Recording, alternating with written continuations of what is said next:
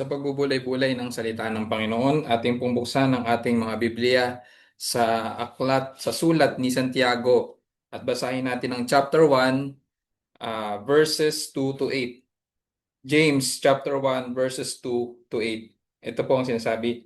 Mga kapatid ko, ituring ninyong buong kagalakan kapag kayo nahaharap sa sari-saring pagsubok. Yamang inyong nalalaman na ang pagsubok sa inyong pananampalataya ay nagbubunga ng pagtitiis at inyong hayaan na malubos ng pagtitiis ang gawa nito upang kayo'y maging sakdal at ganap na walang anumang kakulangan. Ngunit kung ang sino man sa inyo ay nagkukulang ng karunungan, humingi siya sa Diyos na nagbibigay ng sagana sa lahat at hindi nanunumbat at iyon ay ibibigay sa kanya.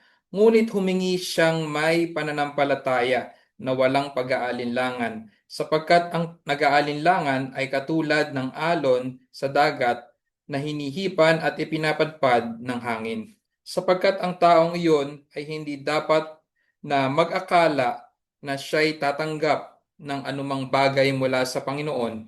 Siya ay isang taong nagdadalawang isip, di matatag sa lahat ng kanyang mga lakad. Palain nawa tayo sa pagbasa ng salita ng Diyos na ating pagbubulay-bulayan sa oras na ito. Kapag tayo nag-aaral at nagsisimula na gumawa ng outline, meron tayong minsan na gawin na magbabasa tayo ng ibang translation ng scripture, ng Bible. At nagawi tayo sa translation ni John Bertram Philip. Isa siyang English Bible translator. So sa kanyang translation ng verse 2 sa James chapter 1, sabi niya sa verse 2, when all kinds of trials and temptations crowd into your lives, my brothers, don't resent as intruders, but welcome them as friends. Yan ang kanyang translation doon sa verse 2 na ating binasa sa James chapter 1. Kaya i-recall natin yung pinag-aralan natin last time, no? Na yung sinabi sa ating teksto na ituring natin sabi ng ni James, no, ituring nating kagalakan kapag tayo naharap sa sari-saring pagsubok. Now, sabi nga natin yung natural na reaction or reception ng tao sa trials parang contrast dun sinasabi sa command dito sa verse 2, no? That the command na to count it all joy, no, kung tayo ay naharap sa iba't ibang klaseng pagsubok. But there's a purpose. Sabi nga natin, nung pinag-aralan natin last time sa verse 3 to 4, no? Sa verse 3 to 4, at kung babasahin natin yung translation ni J.B. Phillips, sabi niya dito sa verse 3 to 4, realize that they come to test your faith and to produce in you the quality of endurance. But let the process go on until that endurance is fully developed, and you will find you have become men of mature character, men of integrity with no weak spots. Yan ang sabi niya sa kanyang translation. At tama nga, yung pinag-aralan natin last time, no? Na may purpose ang mga trials natin pinagdadaanan. Unang-una, magde-develop ito ng endurance, perseverance, no? Kaya sinabi natin last time na ang tunay na iniligtas ng Diyos ay magpe-persevere. At yung perseverance na yon ay nade-develop pala through enduring various kinds of trials. At ano pa yung kasunod nun? Yung endurance na yon, pag ikaw ay nagpapatuloy, no, sa ganong klaseng kalagayan, ay magdudulot ng ito ng pagmamature mo ng iyong karakter, men of integrity with no spot, no? Sabi doon sa Tagalog, no?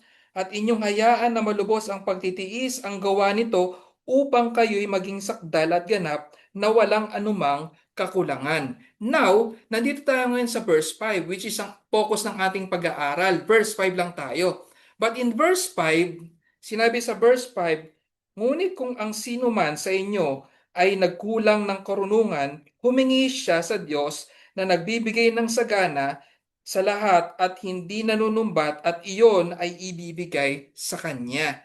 Itong verse 5 na to, normally, we are quoting this in relation sa mga life situations natin. no? Yung paghingi ng karunungan, no? Sipin natin pag meron tayong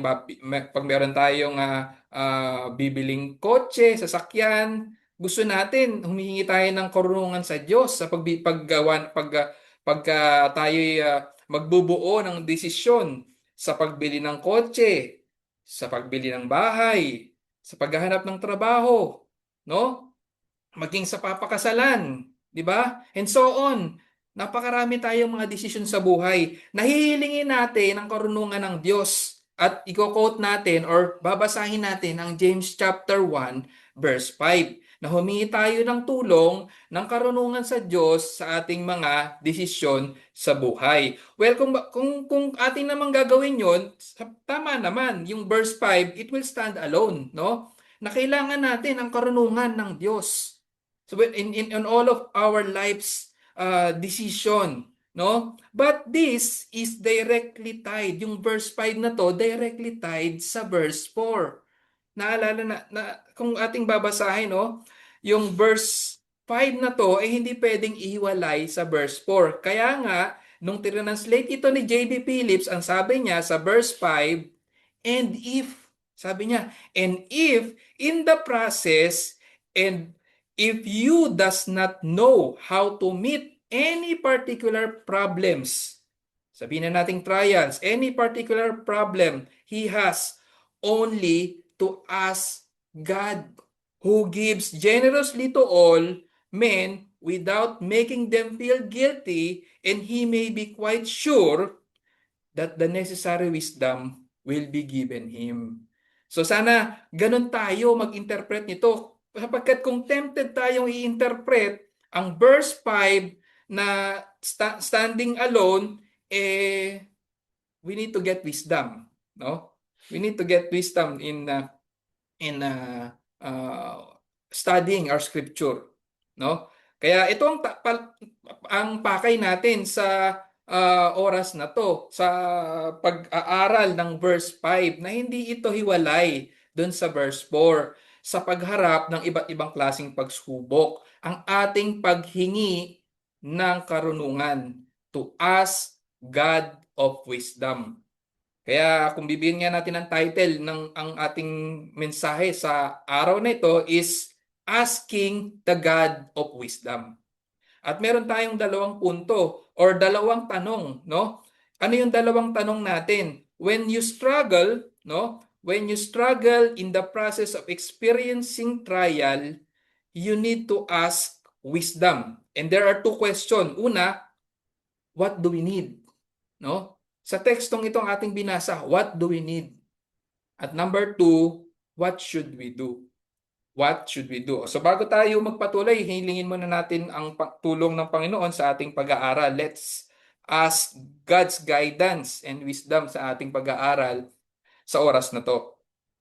Aming Panginoon, we admit that without your intervention, kung wala ang inyong pagkilos sa sa aming kalagitnaan sa pag-aaral ng inyong salita, ito ay hindi magbubunga sa amin. At naniniwala kami na kung hihilingin namin ang inyong guidance, ang inyong karunungan, sa aming pag-aaral sa umagang ito, kami ay inyong tutulungan.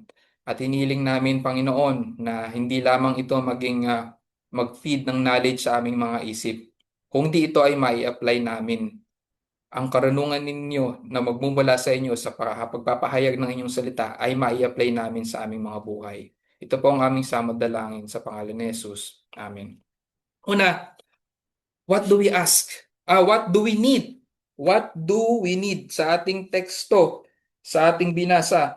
Ngunit kung ang sino man sa inyo ay nagkukulang ng karunungan, humingi siya sa Diyos na nagbibigay ng sagana sa lahat at hindi nanunumbat, at iyon ay ibibigay sa Kanya. So, what do we need? We need to ask wisdom, no?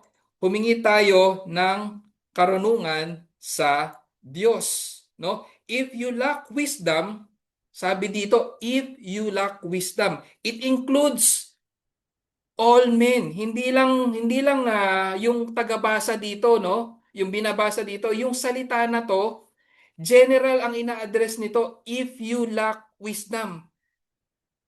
Sapagkat katotohanan na lahat ng tao ay kailangan ng karunungan.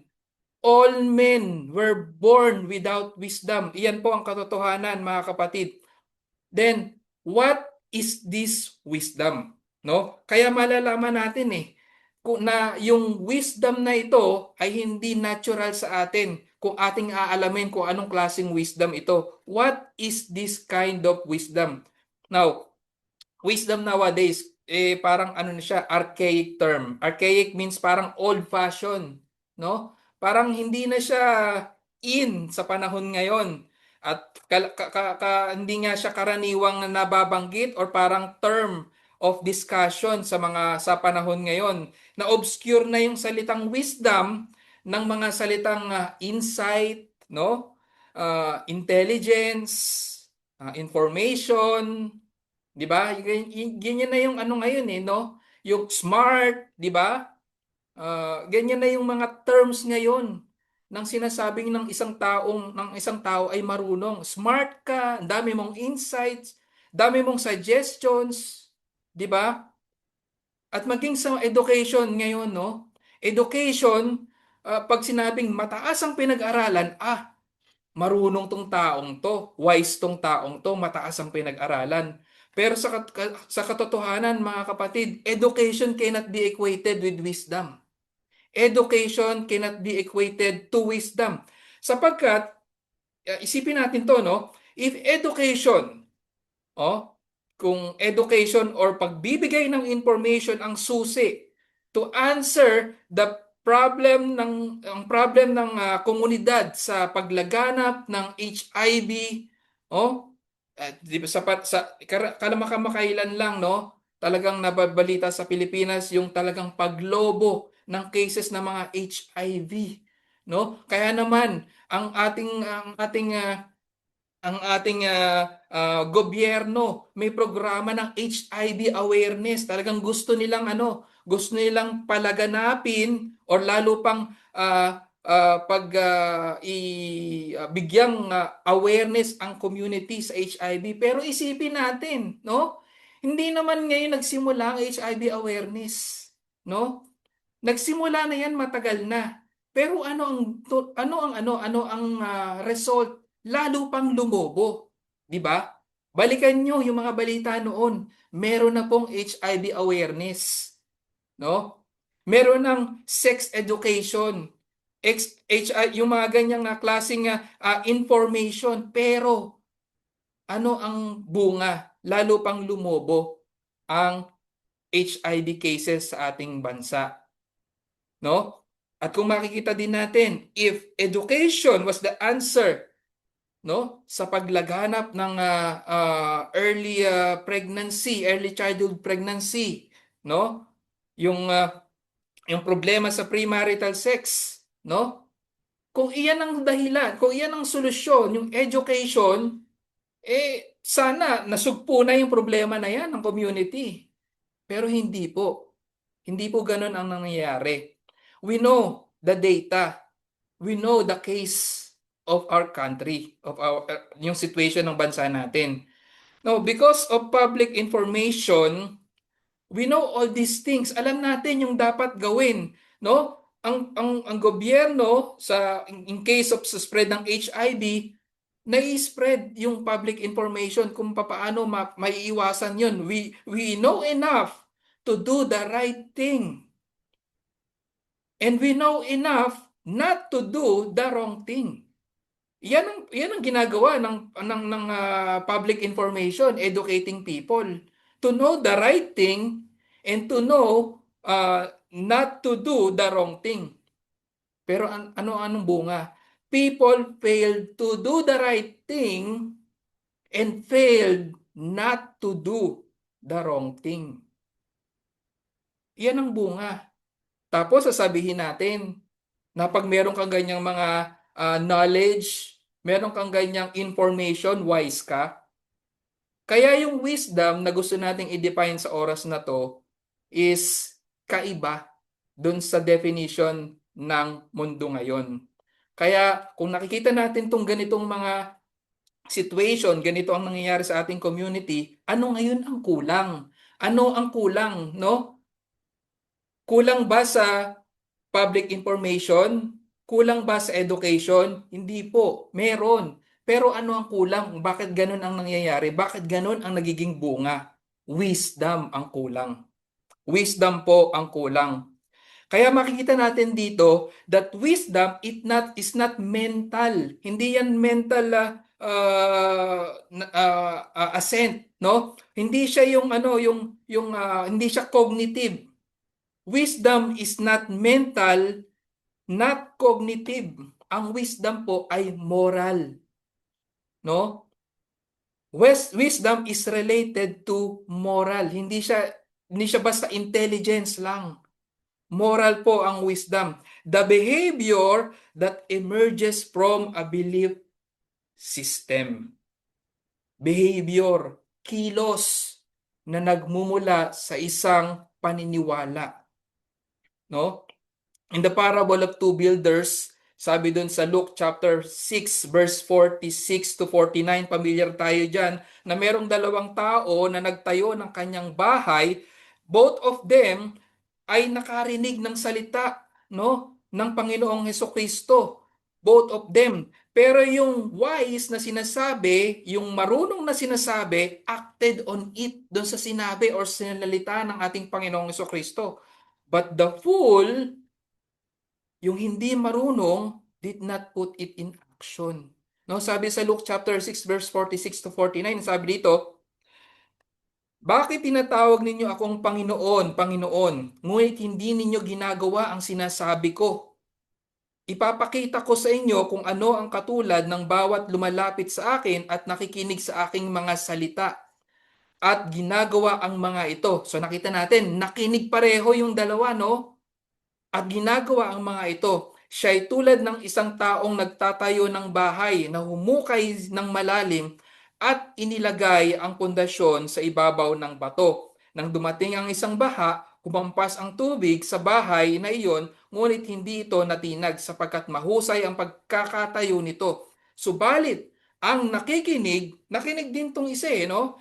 Ang nakikinig at hindi ginagawa ang mga ito ay tulad sa isang tao na nagtayo ng bahay sa lupa na walang pundasyon. Nang ito'y hampasin ng ilog, ay kaagad na nagiba at malaki ang pagkasira ng bahay na iyon. So makita natin dito, no? Wisdom is the information, napakinggan natin 'yon, no? Wisdom is the information God supplies, ang ating Panginoong Kristo ang nagsalita. Wisdom is the information God supplies turned to action, no? Sa madaling salita, God gave wisdom and we acted on it. Iyon ang tunay na karunungan, no? Maging si Haring Solomon, no? Yung sinasabi ng marami, the wisest man ever lived. Yan ang karaniwan na taguri kay Haring Solomon, no? Siya mismo, siya rin nung kanyang sa early days of his life, no? Humingi din siya ng karunungan sa Panginoon. Pero tingnan natin, obserbahan natin yung kanyang kalagayan nung humingi siya ng karunungan sa Panginoon. Sabi sa First King, sa unang hari, chapter 3, verse 7, at babasahin din natin yung 9 to 11. Sabi sa First King, chapter 3, verse 7, sabi ni Haring Solomon, nung siya ay humingi ng karunungan sa Diyos, sabi niya, ngayon, O Panginoong kong Diyos, iyong ginawang hari ang iyong lingkod na nakahalili ni David na aking ama. Bagaman ako isang musmus lamang, hindi ko nalalaman ang paglabas at pagpasok. So makita natin dito, Solomon asked God for wisdom. Kung babasahin natin yung verse 9 to 11, and God was pleased to give him. Sabi sa verse 9 to 11, bigyan mo ang iyong lingkod ng isang mapag-unawang isipan upang pamahalaan ang iyong bayan, upang aking makilala ang mabuti at ang masama. Sapagkat sino ang makakapamahala dito sa iyong malaking bayan. Ikinalugod ng Panginoon na ito ang hiningi ni Solomon. So nakita natin, nalugod ang Panginoon at hiningi ni Haring Solomon ang karunungan.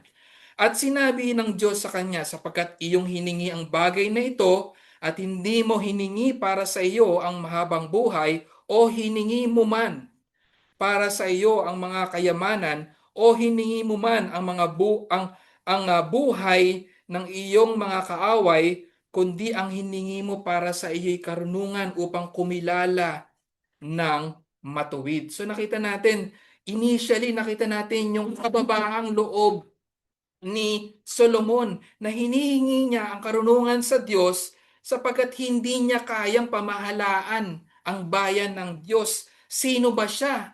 No?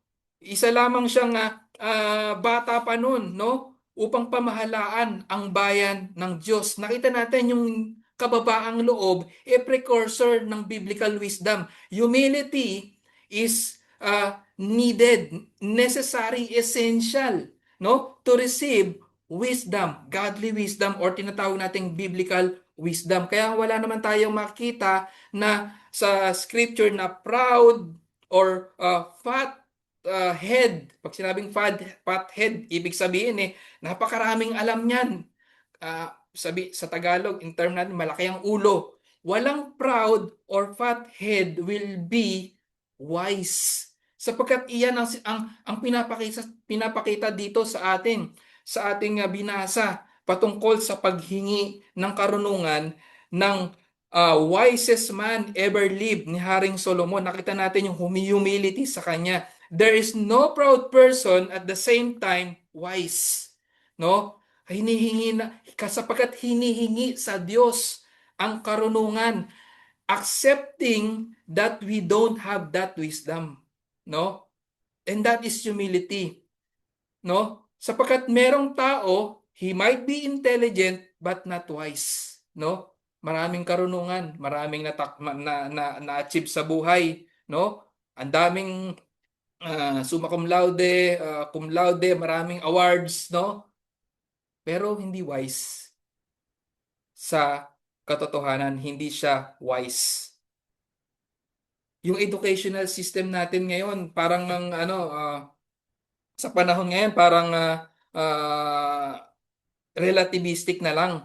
Bakit? Kasi sineset aside yung notion ng wisdom to know right and wrong, to discern what is right and what is wrong. No? Ano ang tawag doon? Pag sinet aside mo yung wisdom na ipinagkaloob sa salita ng Panginoon to discern what is right and what is wrong. Anong tawag doon? Pag sinet aside mo yun, salita ng Diyos yun no? Pag sinet aside mo yun, that is basically pride. No?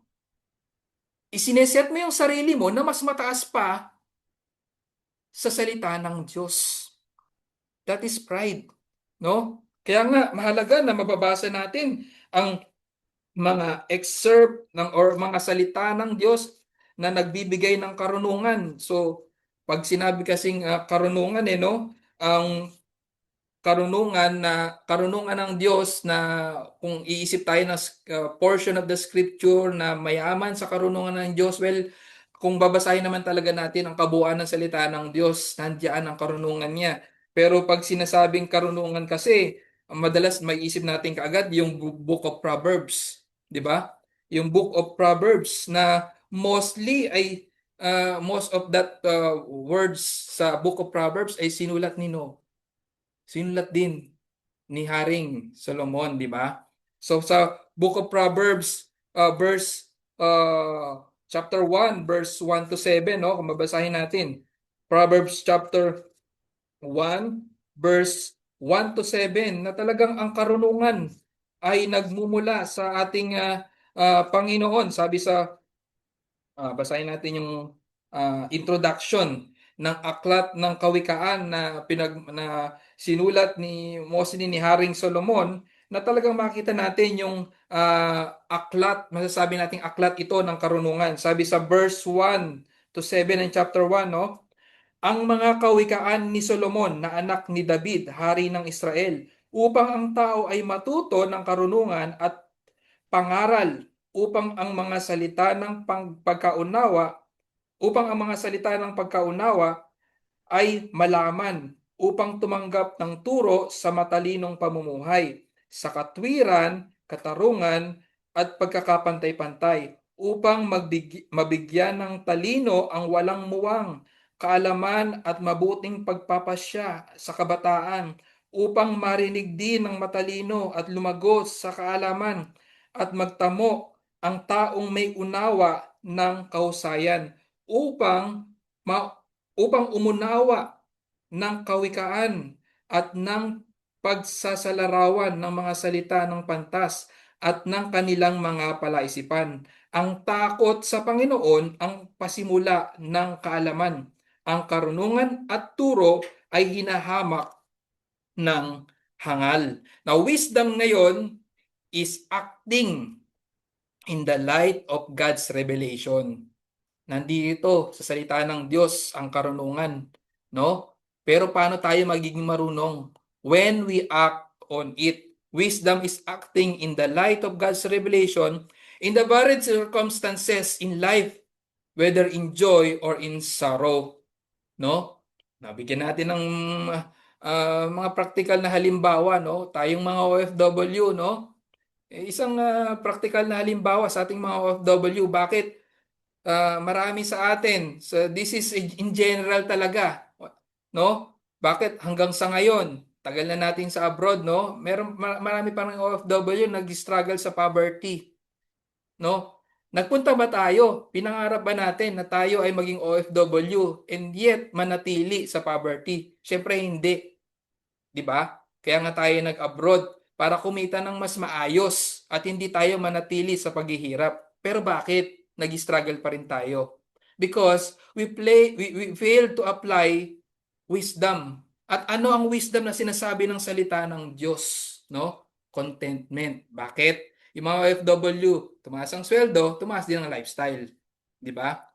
Nasaan ang contentment doon? Parang hindi na-apply, no? Sabi sa Hebrews chapter 13 verse 5, sabi sa Hebrews chapter 13 verse 5, when it comes to applying uh, uh, Hebrews 13 verse 5, when applying contentment, sabi dito, umiwas kayo sa pag-ibig sa salapi at kayo'y masiyahan na kung anong mayroon kayo sapagkat sinasabi niya sa anumang paraan ay hindi kita iiwan o pababayaan man. Parang hindi na-apply, no? Yung Hebrews chapter 13 verse 5. Philippians chapter 4 verse 11. Anong sabi ni Apostol Pablo? No? Philippians chapter 4 verse 11.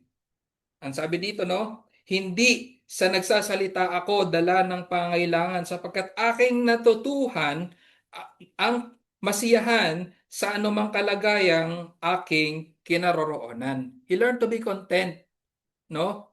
Then that is contentment is wisdom. Kung i-apply natin 'yan, anti-poverty po 'yan, mga kapatid, no? Anti-poverty. Solusyon 'yan sa poverty kung tayo maging content, no? The lesson from the ants. Parang hindi natin na-apply yung lesson from the ants. Ano ba sabi sa Proverbs 6 verse 6 to 8, no? Ito yung mga bagay sinasabi na talagang pinapatunayan natin ng salita ng Diyos ay bukal ng karunungan. Kung i-apply natin to sa ating mga sarili, ay talagang iiwas sa atin sa mga suliranin, sa ilang mga suliranin na ating kinakaharap. Kawikaan chapters 6 verse 6 to 8. Anong sabi ng mga langgam patungkol sa mga langgam? Naghahanda ng kanyang pagkain sa tag-araw at tinitipon ang kanyang pagkain sa anihan, no? Sabi sa verse 6 pala, basahin natin. Pumaroon ka sa langgam, ikaw na tamad. Masdan mo ang kanyang mga lakad at ikay magpakapantas. Na bagaman walang puno, tagapamahala o pinuno, naghahanda ng kanyang pagkain sa tag-araw at tinitipon ang kanyang pagkain sa anihan. Hindi lang isang beses sinabi yan. Binanggit pa yan sa chapter 30 verse 25. So, kahit sa buhay ng langgam, meron tayong matututunan. chapter 30, verse 25, no? 30 verse 25. Sabi, ang mga langgam ay hindi malakas na sambayanan. Gayon may nag-iimbak ng kanilang pagkain sa tag-araw. So, anong napatunayan natin dito, no? Tayong mga nag-struggle sa finances. So, meron tayong wisdom na makukuha sa salita ng Diyos. Maging sa pag-aasawa, no? Getting married. Dapat talaga kailangan natin ng wisdom dyan. At makikita natin din na mismong ang konsepto ng pag-aasawa is sa salita ng Diyos, no? Sa 1 Corinthians chapter 7 verse 2 ay maglalayo sa isang taong o sa isang kalalakihan na nag-struggle with sexual immorality. Sabi sa 1 Corinthians chapter 7 verse 2, no? 1 Corinthians chapter 7 verse 2, subalit dahil sa mga nangyayaring pakikiapid, ang bawat lalaki ay magkaroon ng kanyang sariling asawa at bawat babae ay magkaroon ng kanyang sariling asawa. No? So nakita natin dito na may solusyon pala sa sexual immorality ng isang tao. Mag-asawa ka. Di ba? So, marami pa tayong makukuha, mababasa na ang salita ng Diyos ay nagbibigay ng karunungan kung i-apply lang natin, no? Kung i-apply natin sa ating buhay. There are provision of God in His words on how can we live with wisdom. The problem is, anong problema? We despise it. Ito ang tawag, sinabi sa binasa natin kanina, no? Sa Proverbs chapter 1 verse 7, anong tawag sa nagdi-despise ng wisdom? Fools, no? When we despise wisdom, it makes us fools. Wisdom is knowing how to live in God's ways, in God's world. Kanina na LSS ako sa kantang This is my Father's World. Well, kung ito ay if this is our Father's world, we have to live according to God's will on how to live in this world. Therefore, wisdom is knowing how to live in God's way in this God's world. We have to live in God's way. This is my Father's world. The only wisdom that matters in this world is the wisdom in accordance to Him. Hindi yung wisdom ng kung sino mang tao. The only wisdom that matters in this world, in our Father's world, is His wisdom. Now, pangalawang tanong, what should we ask? Kung tayo ay kinakailangan nating, what should we do? Sorry, nasabi ko na. What should we do? Ask God. Kung tayo ay nangailangan ng karunungan. If we acknowledge that we need wisdom, what should we do? Ask God. Sa verse 5, no? Ulit, basahin natin, verse 5. Ngunit kung ang sino man sa inyo ay nagkukulang ng karunungan, humingi siya sa Diyos. Ask God. Ang ating Panginoong Hesukristo mismo ang nagsabi, no? Pag meron tayong pangangailangan, humingi tayo. Matthew chapter 7 verse 7 to 8, anong sabi ng ating Panginoong Hesukristo? Humingi kayo at kayo'y bibigyan. Humanap kayo at kayo'y makakatagpo. Tumuktok kayo at kayo'y pagbubuksan. Sapagkat ang humihingi ay tumatanggap, ang bawat humihingi ay tumatanggap at ang humahanap ay nakakatagpo at ang mga tumutuktok ay pagbubuksan. Now, si Santiago, sinasabi niya dito na hindi tayo magkakaroon ng karunungan unless we ask God. Ask God of wisdom. And it also means that wisdom isn't naturally occurring in us. No? This wisdom na dinefine natin, it is naturally occurring sa ating mga sarili. We need to ask God. And unless we've got the fear of God, sinasabi, no? Ito kasi yung sinasabi sa ano sa Proverbs chapter 1 no? The fear of the Lord is the beginning of knowledge, no? And wisdom, no? Unless we fear God, unless we've made right with God, no? And be given wisdom, all that we have is foolishness. We are all fool in the sight of God unless we were given wisdom. At kung tayo ay humingi. Sapagkat sabi ko nga kanina, naturally, we despise wisdom. Dahil bakit? Bakit ba? Dahil yung puso kasi ang problema eh, no? Sa tao natural na i-despise niya talaga ang karunungan ng Diyos. Problema kasi yung puso. It is not right with God, no? It is not right with God. Kaya nga sabi, ang takot sa Panginoon ay pasimula ng kaalaman, ang karunungan at turo ay hinahamak ng hangal. Bakit hinahamak ang karunungan? Yung puso ang problema. Ayaw niya sa Diyos. Now, sa ating mga niligtas ng Diyos, we need wisdom. We need wisdom.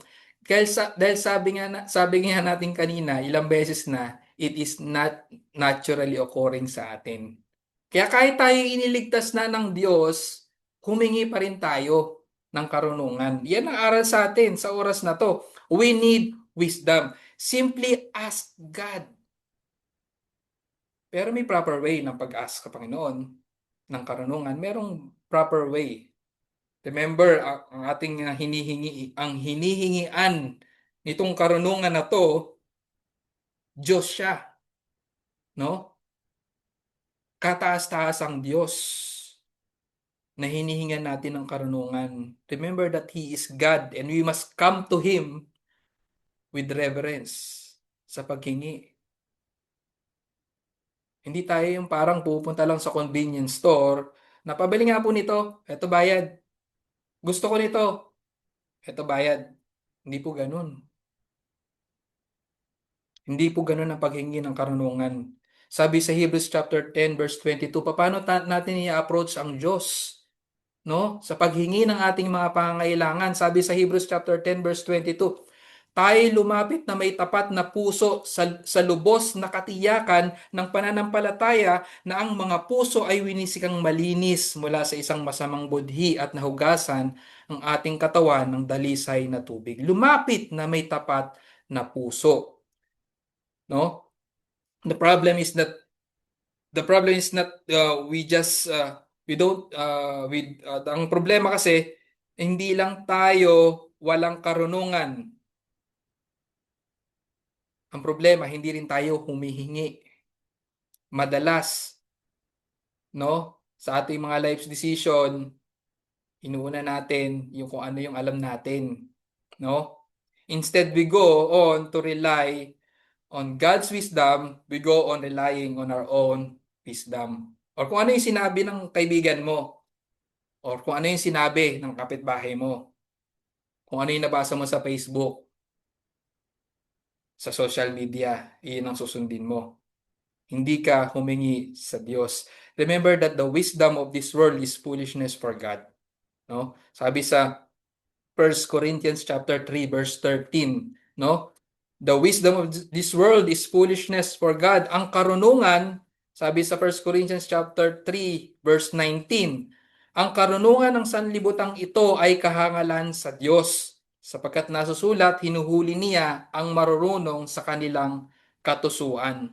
Now si Daniel, no, sa Book of Daniel, no? Daniel asked his friends to join him, si Shadrach, Meshach and Abednego, kanyang mga kaibigan, nung sila ay naharap sa sitwasyon na ang lahat ng mga marurunong sa kanila ay papatayin dahil walang makapag-interpret ng dreams ni King Nebuchadnezzar. Walang makahula at wala pang maka-interpret, no? Ang ginawa ni Daniel nung nalaman niya yung balita na yon, dahil sila talaga papatayin din sila no? Anong ginawa ni Daniel? He asked his friends to pray, no? To ask God help for their situation. At grinat ng Panginoon yung request, no? Ng ni Daniel na ipagkaloob sa kanya yung karunungan upang i-interpret ang dream ni King Nebuchadnezzar. Eh anong naging response niya nung ipinagkaloob niya sa Diyos? No? Ipinagkaloob ng Diyos sa kanya yung kanyang hiling. Anong sabi ni Daniel sa Daniel chapter 2 verse 20 to 22, no? Sinabi ni Daniel, purihin ang pangalan ng Diyos magpakailanman sapagkat sa Kanya ang karunungan at kapangyarihan. Siya ang nagbabago ng mga panahon at mga kapanahunan. Siya'y nag-aalis ng mga hari at naglalagay ng mga hari. Siya'y nagbibigay ng karunungan sa marunong at ng kaalaman sa may mga pangunawa. Siya ang naghahayag ng malalim at mahihiwagang bagay, kanyang nalalaman kung ano ang nasa kadiliman at ang liwanag ay naninirahan sa kanya. So basically, inacknowledge ni Daniel ang Diyos bilang tanging marunong. Humingi siya ng karunungan sa Diyos sapagkat ang Diyos ay ang tanging marunong. As God, as the God of wisdom. Now, this godly wisdom is made possibly available only through Christ para sa atin, mga kapatid. Yung wisdom na ito, godly wisdom. God only gives wisdom to those who are in Christ. No? This godly wisdom is made possibly available only through Christ. And dito rin, sapagkat ang salita din ng Diyos ay ang nagsasabi that Jesus is the wisdom personified. Siya ang karunungan na nagkatawang tao. Jesus is the wisdom personified. Nabasa na ba natin ang Proverbs chapter 8? Kung sino ang tinutukoy na karunungan na tumatawag sa mga tao. Proverbs chapter 8. Maybe we can read portions of it. Proverbs chapter 8. Sino itong tinatawag na karunungan na tumatawag sa mga tao? Basically, this is our Lord Jesus Christ, no? Wisdom personified. Sabi dito sa verse 1, basahin natin yung at least verse 1 to 12. Sabi dito, hindi ba nananawagan ang karunungan at nagtataas ng tinig ang kaunawaan? Sa matataas na dako sa tabi ng daan, siya'y tumatayo sa mga sangandaan. Sa tabi ng mga pintuan sa harapan ng bayan, siya'y sumisigaw ng malakas sa pasukan ng mga pintuan. O sa inyo, sa inyo, o mga lalaki, tumatawag ako, at ang aking sigaw ay ang mga anak ng ay sa mga anak ng mga tao. O kayong mga walang muwang, matuto kayo ng katalinuhan at maging maunawain kayo, kayong mga hangal. Makinig kayo, sapagkat magsasalita ako ng bagay na marangal at mamumutawi sa aking mga labi ang matutuwid na bagay, sapagkat ang aking bibig ay nagsasabi ng katotohanan at karumal-dumal sa aking mga labi ang kasamaan. Ang mga salita ng aking bibig at pawang katwiran sa kanila'y walang liko o baluktot man. Sa kanya na nakakaunawa ay pawang makatwiran at wasto sa kanila na nakakatagpo ng kaalaman. Sa halip na pilak ang kunin mo, ang kunin mo ay ang aking aral, at sa halip na dalisay na ginto ay ang kaalaman, sapagkat mabuti kaysa alahas ang karunungan, at lahat ng maaari mong naisin sa kanya'y di maipapantay. Akong karunungan ay nakatirang kasama ng katalinuhan, at natatagpuan ko ang kalaman at tamang kahatulan. At basahin mo pa yan, buong verse chapter 8. Talagang ipinapahayag niyan ang Panginoong Kristo sa New Testament. Hindi ba't siya ay nagturo ng karunungan na walang makakapantay? Walang makakapantay sa kanyang karunungan na itinuro. So, Jesus Christ is the wisdom of God personified. Praise God. He is the Word. Sabi sa John chapter 1 verse 1, no? Siya ang salita na nagkatawang tao. And there is nobody else's word that will shower us great wisdom but from His word alone. Ang ating Panginoong Hesukristo. Kaya nga sa verse 34 to 36 ng Proverbs 8. Basahin natin yung 34 to 36. Proverbs 34 to 36, anong sabi?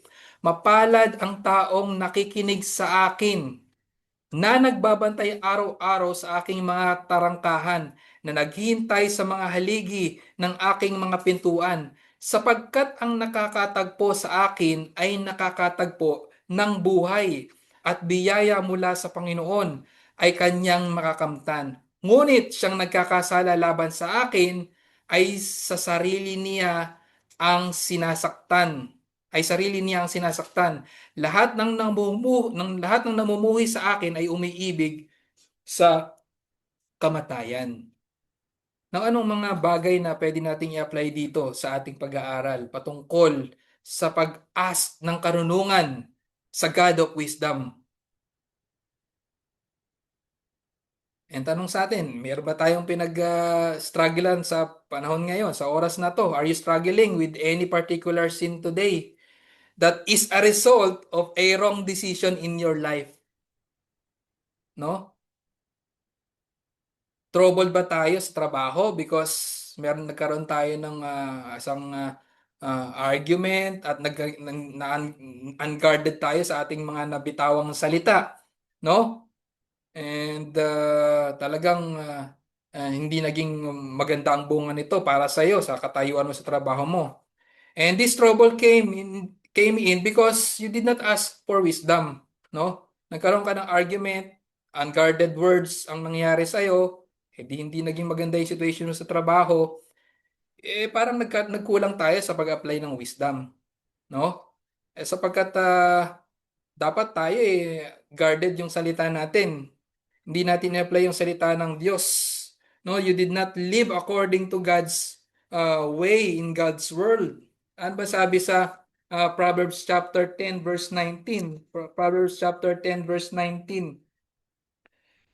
Sa situation natin ngayon, kung meron tayong ganon, sa Proverbs chapter 10 verse 19, sa dami ng mga salita ay hindi mawawalan ng pagsalangsang, ngunit siyang nagpipigil ng kanyang labi ay may karunungan. Sabi rin sa Proverbs 13 verse 3, no? Ang nag-iingat ng kanyang bibig ay nag-iingat ng kanyang buhay. Ngunit ang nagbubuka maluwang ng kanyang mga labi ay hahantong sa kapahamakan. Now, ilan lamang yan sa mga maaaring kinakaharap natin ngayon na nagbunga sa atin ng ah, nagkasala tayo basically. Kasi hindi natin nagkaroon tayo ng mga salita na hindi tayo guarded no? In our words, we sin against God. Now, sin is the direct rejection of God's wisdom. Mga kapatid, nakuha ba natin? No? Pag hindi natin in-apply kung ano yung dapat nating ginawa, kasalanan po yun. Remember, dito rin on the same chapter of this book natin pinag-aaralan, sa verse 14 to 15, ano nangyari dun sa kasalanan? Paano ba tayo humantong sa pagkakasala? Now, let's read about the progression of sin. No? Bakit tayo humantong ngayon sa pagkakasala na nag-struggle tuloy tayo ngayon? Sabi dito sa verse 14 to 15, ngunit ang bawat tao ay natutokso ng sarili niyang pagnanasa kapag siya ay nahila at naakit nito. At kapag ang pagnanasang iyon ay naipaglihi, ito ay nanganganak ng kasalanan. At ang kasalanan kapag malaki na ay nagbubunga ng kamatayan. Now, nasubok ngayon tayo sa pag-apply ng wisdom, no? Hindi natin in-apply, nagbunga tuloy ng kasalanan. Tried tayo no? Sa ganong sitwasyon na nandun tayo sa argument pero hindi tayo naging guarded sa ating mga salita. When we are tried and tempted, and we did not ask God for wisdom and apply the wisdom of God in our lives, we will fall in sin, mga kapatid. Kasalanan ang darating doon. Now, intindihin natin ngayon yung salitang nakomit natin because we did not apply God's wisdom. Sabi ni Don Carson, what makes sin so heinous, what makes sin so sinful is precisely that it defies God. Now, when we say it defies God, defies His word. Hindi natin sinunod. We defy God. Kaya nga hindi man tayo naging tawag doon, hindi man tayo naging nag-commit ng crimes against humanity, no? Unguarded words lang naman 'yun na sabi natin. Hindi man tayo uh, nag-commit ng crimes against humanity, pero nagkasala tayo doon sa part na 'yon, sa ating argument, sa ating trabaho, no? Nakakomit tayo ng heinous sin. Bakit? Kasi yung bigat ng kasalanan ay nakomit natin sa Diyos na banal, banal, banal. And that's what makes our sin so heinous and so sinful. Dahil nagawa natin yun against God. We defy God. It is not, hindi lang tayo, it is not just we didn't ask for God's wisdom, we defy Him. Pag sinabing defy, openly resist Him, refuse to obey Him, and decided to obey ourselves. We took on earthly wisdom rather than taking for ourselves godly wisdom. Mga kapatid, when we do that, not only we need to ask, not only we need to do a lot of asking kung gano'n ang ating gawi at hindi define natin ang salita, ang wisdom ng Panginoon, not only we need to do a lot of asking of God's wisdom, we need also to do a lot of repenting. Sapagkat sa araw-araw pala nating pamumuhay, hindi natin laging ipinapamuhay ang karunungan ng Diyos.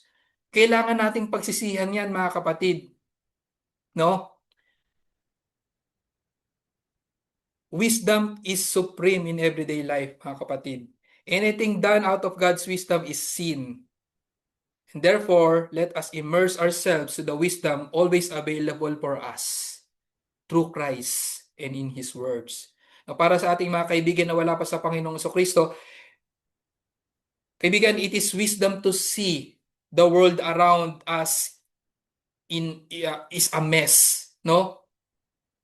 The world around us is in chaos. Nakikita mo ba yung kaibigan? Gayon din ang mga buhay natin. The things around us is in chaos. At bakit nangyayari yon? Because hindi lang bad luck yon. Yung mga bagay na nangyayari sa atin, it's not just about bad luck, but because of direct and tragic consequences of sin. Kaya may mga bagay na hindi natin maintindihan sa ating mga buhay. Kaibigan, nakikita mo ba yon ang tanong? That the life in this world is a mess. Nakikita mo ba yon, kaibigan? Sana nakikita mo yon. Baka kasi hindi mo nakikita. That it is wisdom to see that temporary enjoyment and fleeting pleasures of this world we chase are like parang ano lang yan na mirage in the desert. Ibig sabihin parang kung ikukumpara natin sa mga bagay na na na tawag doon, hindi siya temporary, no? What profit is it for a man to gain the whole world and yet lose his own soul? And yet the world lives as if that question doesn't matter. You chase on those things para mapasayo. Pero those things are so temporary, fleeting things, fleeting pleasures ng buhay na to na walang, kung baga sa salita ng Diyos, sinabi parang ano lang siya, it's just thing na parang walang kabuluhan, no? And yet, you chase after it, kaibigan. At wisdom din, karunungan din para maintindihan mo, kaibigan, yung brevity of life. Hindi mo alam kung bukas kung buhay ka pa. Ang tanong ba, di ka na ba humarap sa Diyos? Life is uncertain. Yung uncertainty of life, may sagot ka na ba dyan, kaibigan? Hindi mo nga alam kung bukas meron pang hininga na lalabas sa iyong mga ilong, no? And most importantly, it is wisdom to clear and clearly understand that after this life, there is judgment. Napag-isipan mo na ba yung kaibigan? No? And it is appointed for man to die once, and after that comes judgment. Sabi po sa Hebrews 9 verse 27. And yet, maraming mga tao, so many people live as if they will have to give an account, as if they will never have to give an account sa Diyos pag sila'y namatay, na hindi sila haharap sa Diyos at walang pakialam what lies ahead sa pagharap sa kamatayan. But for those na nauunawaan, merong kaunawaan at binuksan ng puso ng Diyos sa pamamagitan ng kanyang biyaya, no? Nagkaroon sa kanya ng clarity yung kanyang true condition. Nakita na ang karunungan ay yung pag-admit sa kanyang sarili na hindi niya kayang iligtas ang kanyang sarili sa pamamagitan ng kanyang mga mabubuting gawa. No? We cannot earn heaven. And the Bible says all our righteous deeds are like filthy rags in God's sight. Kaibigan, sana na na na na pagbubulay-bulayan mo yung mga bagay na to. This is the ultimate folly of trusting in self-righteousness. Kung wala kang wala kang pakialam or bubulay-bulay sa kahihinatnan mo at nagtitiwala ka sa sarili mong karunungan at nagtitiwala ka rin sa sarili mong kabutihan na mabuti ka naman tao, and therefore iniisip mo that you are right with God. And it is foolishness. Sa sinasabi ng salita ng Panginoon, it is foolishness of drowning man refusing the lifeline because he believes that he can swim to shore on his own. Sapagkat naniniwala ka na yung mabuti mong gawa, yung salbabida mo para ikaw ay maligtas sa lunod. It is the prideful delusion that you can stand before a perfect, righteous God on Judgment Day and offer up your own effort, your own good deeds, your own morality, and have it be enough. It is a great foolishness, kaibigan, to exchange the free gift of salvation, no? Free gift of salvation through Christ, free gift of salvation by grace through Christ, for the pathetic and worthless value of your own good works. Sana po hindi ganyan ang iyong situation, kaibigan. Pagsisihan mo yan. Sapagkat ang mabuting balita ay ito. Here is the good news. And this is the greatest wisdom of all. Because we could not save ourselves. God, in His infinite mercy, provided a solution. We need a righteousness outside of us. One that doesn't come from ourselves because we have none. Wala tayong katwiran sa ating mga sarili. And we need the righteousness of Christ. Jesus Christ. We need Jesus Christ. The eternal Son of God is the wisdom of God made flesh. Sabi ko nga kanina, He is the wisdom of God personified. He lived the perfect life.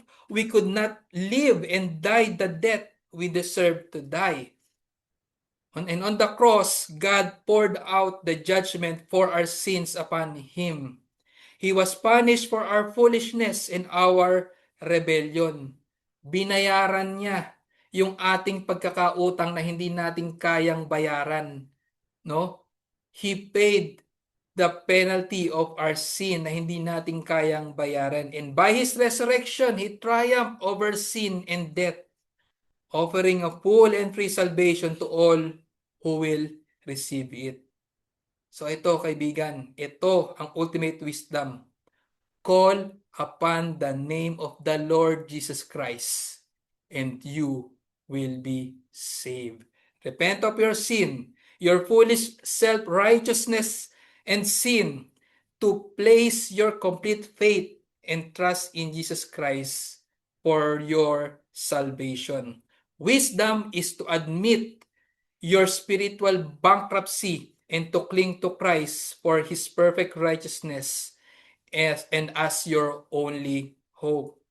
Yan sabi ni Santiago dito, if any of you lacks wisdom, let him ask.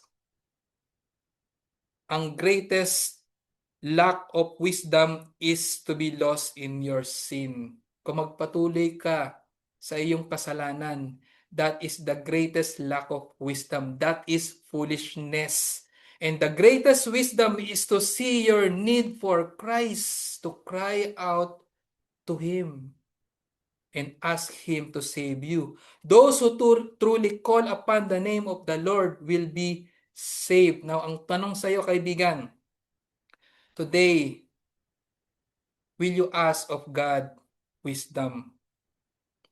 What will you do with your life? What will you do to this God-given wisdom? Susundin mo ba ito? Magsisisi ka ba sa iyong kasalanan? Will you cling to your foolish pride, or will you cast yourself on the mercy of Christ? The Lord is waiting to give you this saving wisdom. Ask Him. Ask Jesus Christ to save you, kaibigan. Tayo manalangin. O aming Panginoon, muli kami nagpapasalamat sa mensahe ninyo sa hapong ito. Salamat, O Diyos, at patuloy kayo na nagbibigay ng karunungan sa amin sa bawat life situation namin. At hinihiling namin, Panginoon, that whenever we struggle, trials and temptation, that we are in the brink of falling into sin, aming Panginoon, tulungan mo kami, bigyan mo kami ng karunungan, at tulungan mo kami na i-apply ito sa aming mga sarili. At tulungan nyo rin po, Panginoon, ang mga tao ninyo sa pang-araw-araw na pamumuhay na hindi mamuhay sa foolishness, kundi mamuhay ng may karunungan na nagmumula sa inyo. At magligtas din nawa kayo, Panginoon, ng mga wala pa sa aming Panginoong Kristo na sinasabi ng Biblia na foolish if they will continue on their life of sin. At nawa, Panginoon, matagpuan nila ang karunungan. Marinig nila ang mensahe ng karunungan at magsisi sila at tumakbo sa fountain of wisdom. Walang iba kundi sa aming Panginoong Hesukristo. Amang. Ito po ang aming samot dalangin sa pangalan ni Jesus. Amen.